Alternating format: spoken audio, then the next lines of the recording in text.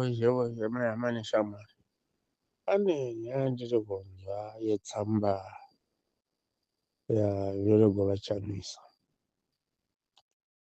Isu takakura kudhara muhondo isati yavapo tikapinda muhondo zvinotikalamadza.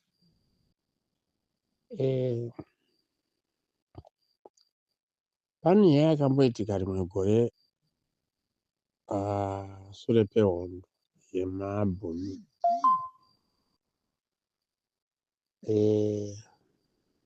Kana ndakatarisa zvinhu zvese pakaita kugwisana kwamarudzi maviri, mandebele namashona.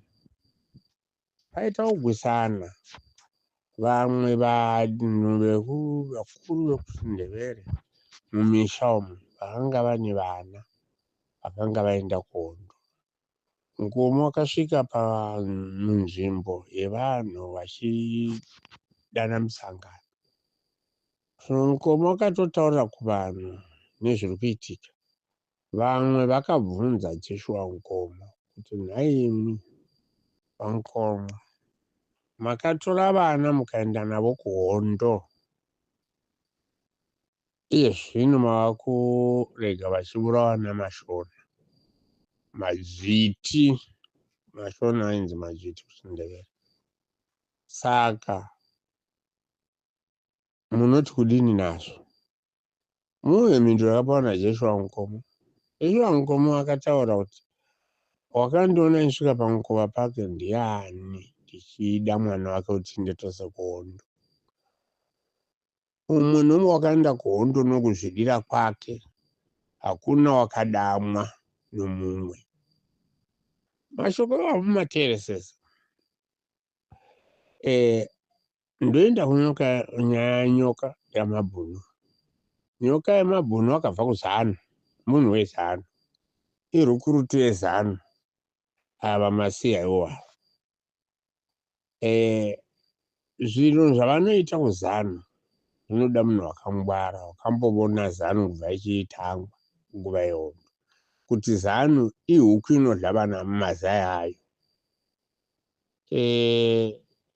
Chandinoda kuudzai, nyoka yamabhunu pari kutsvagwa nzira yekuita nayo mari apa. Nyaya yanyoka yamabhunu kwainozondoperera kubva nhasi mubati mashoko angu, hakuna kwainoenda, haina kana mhinduro. Nyaya yanyoka yamabhunu ichangozopera zvinoita sepakuwacha zviya. Hamuna ansa yekuti yapera sei, hamuzivi. Saka ini ndinonzi zita rangu Chiramwiwa wakaramwa nehama. So chibatai kuti Chamisa haana paanokwana. Makaramba Chamisa imwi vanhu.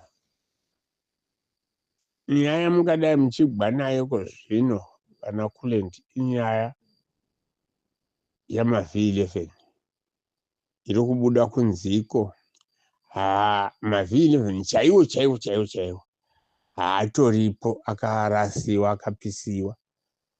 Zvavapo izvi zvimajubhuruketi yokugadzirwa nomunhu. Vakagadzira zvimavhi-11 izvozvo vakawanikwa vari pagiraundi. Vohumwi ndiyo nyaya yamungadai muchitaura iyoyo, kuti zvohumwi, nokuti yokuti masoja vati kuKG6 zvazodai. Vanhu vanongochema, muri kungotapura, muri kukweva nguva. Mnangagwa unongova mupurisa, unongova mukuru wenyika. Dai zvazvo zvinhu zvino musoro, Mnangagwa ungadai asisiri mukuru wenyika izvezvi. Vose vana Priscilla Chigumbu vangadai vasisiri muhofisi, vasingachitambiri mari dzenyika, nokuti kachiri chokwadi chokuti vakabatwa kuti ndo zvavakaita. Vanotambirirenyi mari vana Priscilla Chigumbu?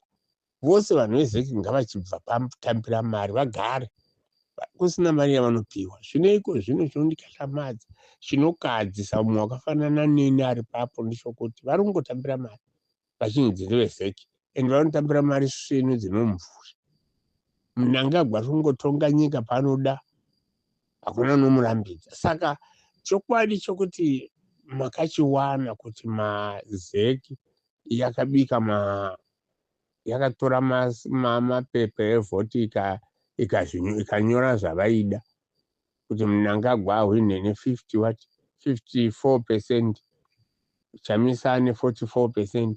Unoona kuti mazvazi anongochinja bit by bit, asi mhasi iwo mazvazi akanga abva kumaV11 awo aiva avo omusoro. Saka dambudziko rinondinetsa vanobatei vana Mnangagwa sei achimboenda mberi nokutonga? Sei pana hapana unoda kutambura, vose hakuna munhu unoda kutambura. Mukuru weIraq akaurawa nehama dzake, handiti? Saka uyu unobateipo, Mugabe makabvisa, saka uyu sei asingabviswi? Idhirama here isi ramunotiratidza? Idhirama here? Hapana chokwadi. Iye zvino hanzi Mnangagwa akanotora maChina, hanzi nokuzeni Chiwenga namasoja vakanotora maRussians, ndo vari kuita navo basa rokuongorora zvose zvakaitiwa. Ini handioni zvakwamunoenda nokwamunobva ini. Ini ndinogara ndingopesana nemi. Ndakambotaura zvapo pamberi, ndini ndakatanga nyaya yamaV11 kuti kana chiri chokwadi chokuti Chiwenga naGesa vane chokwadi chavanotaura kuti Mnangagwa abve pachigaro, ngavabudise maV11. Ikadotogwa navamwe ikakwira ikasvika payasvika nhasi, ndini wokutanga ini kutaura nyaya yamaV11. Saka nhasi ndiri kutaura zvofuti ndichiti hakuna nyoka yamabhunu inonzi kutsvagwa maripo. Haana kutumwa nomunhu kuita zvaakaita. Kana uchiti iwe you are a volunteer, unozviitira zvaunoda. Chinoratidza kana nyoka yamabhunu anga ari munhu manga wakafanana neni, ungadai asina kuenda kuSouth Africa. South Africa neZANU, ANC neZANU and with my brothers and sisters vanozvitaura nguva dzose vana Mnangagwa nana Ramaphosa. Saka ungaendi kumwana womunhu waunogwa naye unonovanda kwake, unonovanda mumusha make. Hazviiti izvozvo, unyepa ifeki idzi. Siyana naChamisa, iyodzo tsamba dzinotaurwa kuti Chamisa ngaanyorerwa tsamba, hapana chokwadi, ifeki yeZANU PF.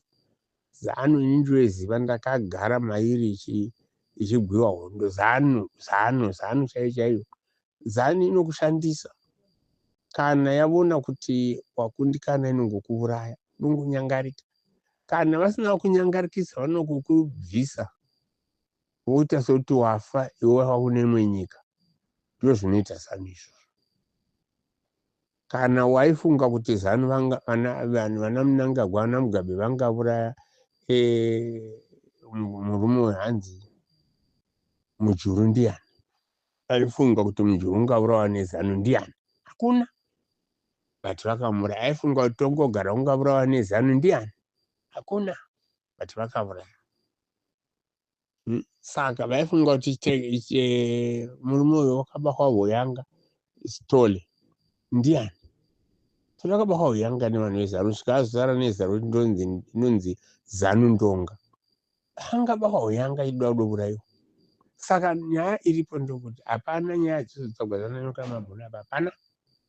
Ndoziva kuti hamuri budiso dhero vana Kulendi, muchangorivhara nokuti riri kutaura nyaya dzekuzopesana nezvamunoda. Nyoka yamabhunu hapana kushungurudzika, hapana.